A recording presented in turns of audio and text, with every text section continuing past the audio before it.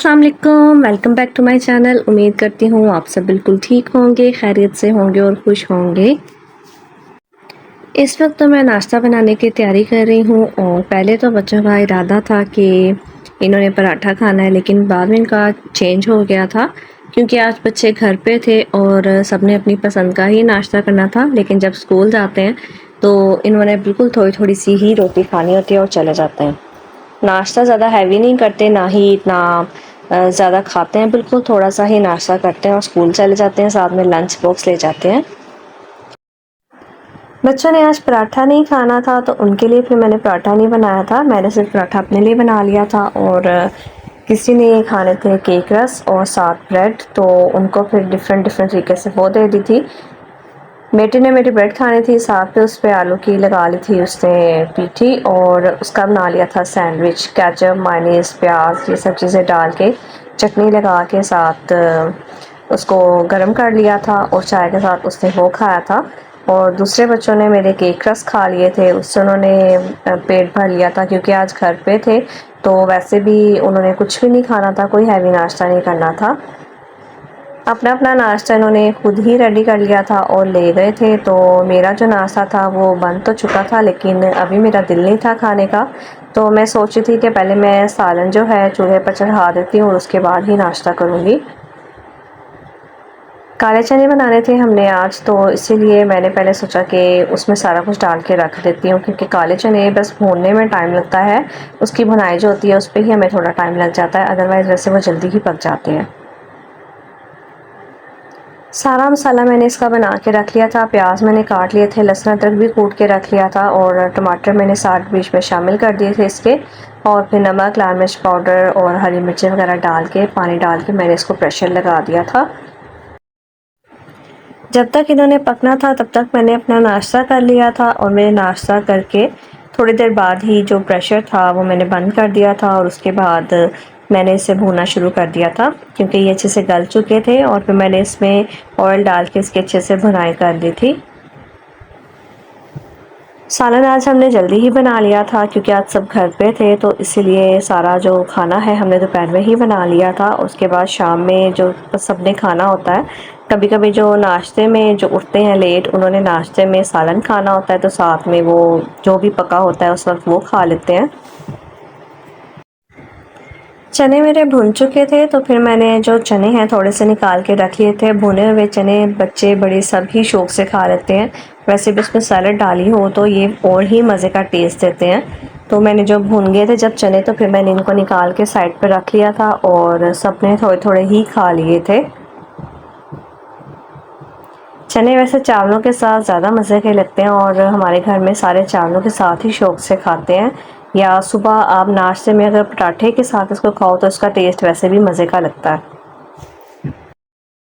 खाना मेरा पक चुका था और किचन भी मैंने साफ़ कर लिया था। अब मैं फ्री हो चुकी थी और थोड़ी देर रेस्ट करने लगी थी।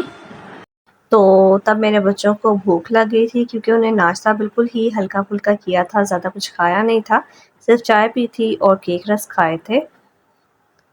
तो इसीलिए उनका भी इरादा था कि हमें कुछ बना दें, तो फिर मैंने उनको बनाना शेक बना दिया था, क्योंकि ये बहुत शौक़ से पी लेते हैं मैंगो शेक, बनाना शेक या स्ट्रॉबेरी शेक पी लेते हैं, अदरवाइज़ इसके अलावा कोई भी शेक नहीं पीते। बच्चों को मिल्क शेक दे दिया था, उसके बाद मेरे हस्बैंड उठ गए थे, उनको भी नाश्ता दे दिया था। उन्होंने नाश्ते में सिर्फ आज लस्सी ही पीनी थी, तो वो उनको दे दी थी।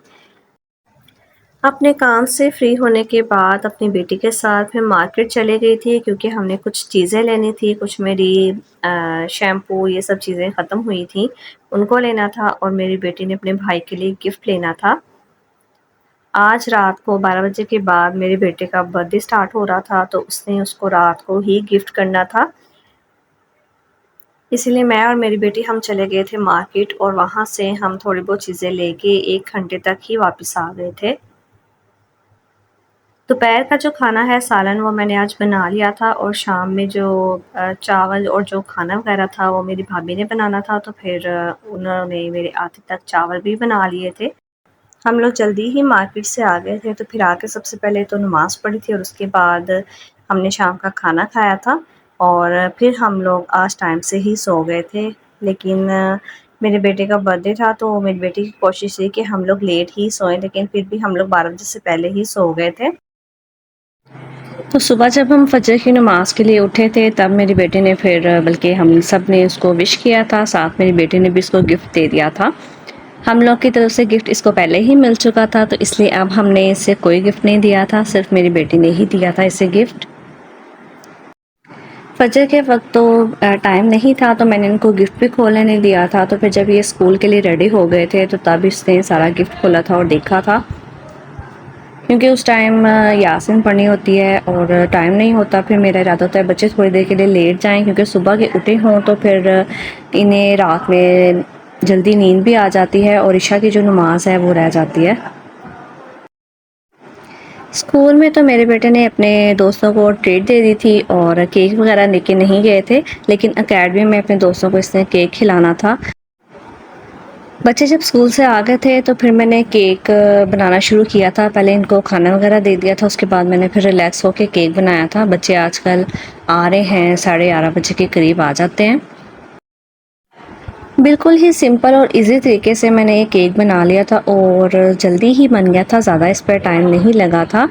तो सबसे पहले तो 2 अंडे लिए थे, उनको जो एग वाइट था उसको अलग कर लिया था और इसकी जो योक थी उसको अलग कर ली थी। सबसे पहले तो वाइट एग को उसको अच्छे से ब्लेंड कर लिया था। उसको अच्छे से जब वो फ्लफ़ी हो गया था, डबल साइज़ हो गया था, तो फिर उसमें मैंने इसकी जो जर्दी थी वो शामिल कर दी थी और इसको मज़ीद थोड़ा सा ही हमने इसको बीट करना था। 2 अंडे गए थे इसमें और थोड़ी सी हमने इसमें चीनी शामिल की थी। वैसे क्वार्टर कप जाता है इसमें चीनी का, लेकिन हाफ़ कप मैंने ऐड किया था, क्योंकि मेरे बच्चे ज़्यादा मीठा, जो बहुत ज़्यादा मीठा शौक़ से नहीं खाते, इसीलिए मैंने हाफ़ कप ही इसमें चीनी का ऐड किया था। हाफ़ कप ऑयल और हाफ़ टी स्पून ही वनीला एसेंस और क्वार्टर कप दूध, इसको शामिल करके हम मज़ीद थोड़ा सा ही इसको ब्लेंड करेंगे। ज़्यादा हमने इसको फुल स्पीड पे ब्लेंड नहीं करना। 2 कप मैदा लिया है, उसमें हाफ़ टी स्पून ऐड किया है बेकिंग पाउडर और हाफ़ से भी कम हमने ऐड किया है बेकिंग सोडा और शामिल किया है 1 and half tablespoon cocoa powder का, और इसको अच्छे से हमने छान लिया है। और हम ये थोड़ा थोड़ा ऐड करते जाएंगे और इसको बिल्कुल ही हल्के हाथों के साथ मिक्स करते जाएंगे। ज़्यादा तेज़ी के साथ, फुल स्पीड के साथ हमने इसको मिक्स नहीं करना,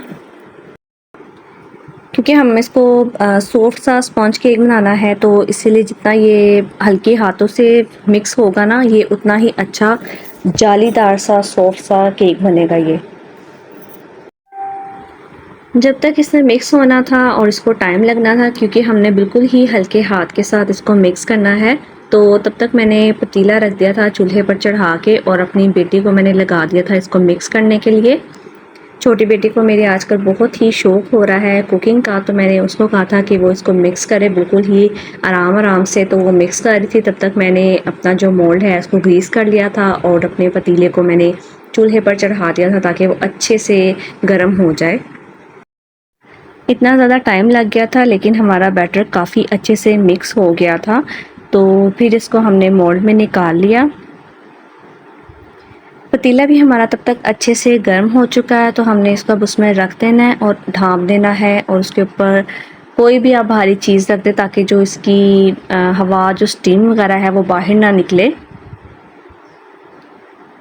इसके ऊपर मैंने एक हैवी सी चीज़ रख दी थी और कम से कम हमने इसको 35 से 40 मिनट के लिए दम जो हम आँच पे देते हैं ना, उतनी आँच पे हमने इसको रख दिया था।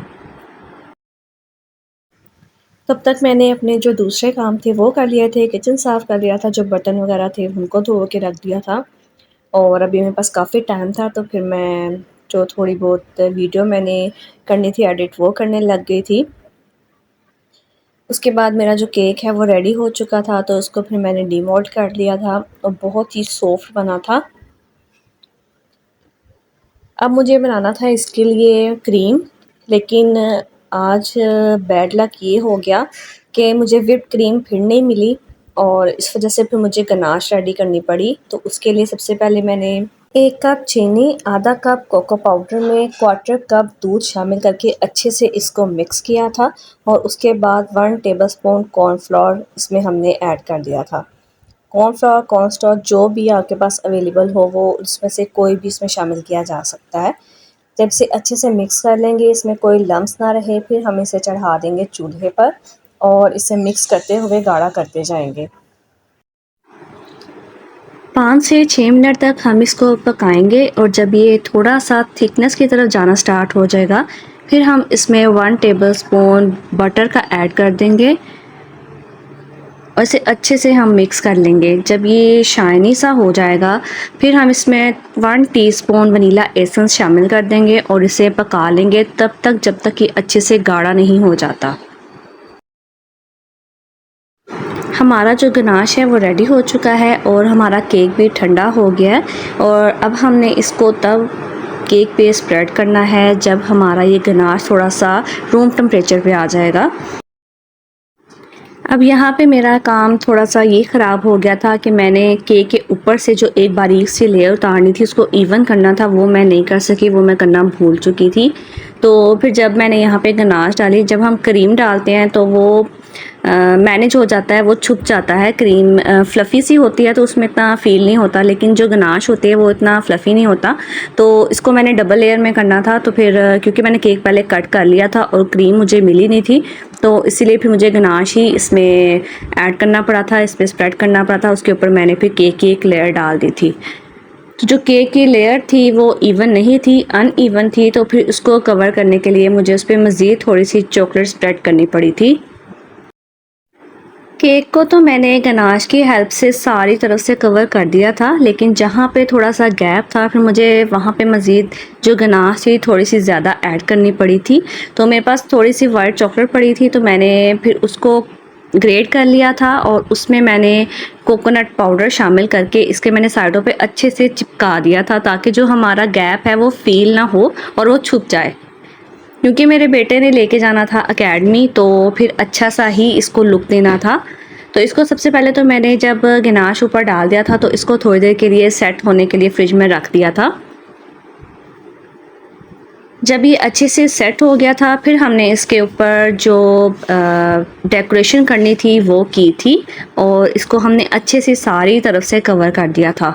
इससे जो हमारी अनइवन लेयर है वो भी क्लियर हो गई थी। सारा कुछ जो था वो हमारी वाइट चॉकलेट की वजह से छुप चुका था। केक के ऊपर मैंने सिर्फ वाइट चॉकलेट डाली थी, लेकिन साइड पे कोको पाउडर मिक्स करके इसको अच्छे से साइडों से चारों तरफ से कवर कर दिया था और जो हमारा केक बिल्कुल रेडी हो चुका था। इसको फिर मज़ीद आधे से पौने घंटे के लिए मैंने फ्रिज में रख दिया था ताकि अच्छे से सेट हो जाए।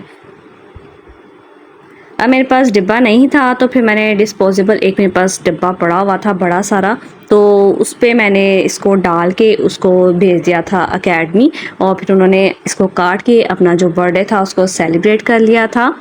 और जो मेरी गलती थी जो मैंने केक में की थी वो भी शुक्र है छुप चुकी थी और किसी को फ़ील भी नहीं हुई थी।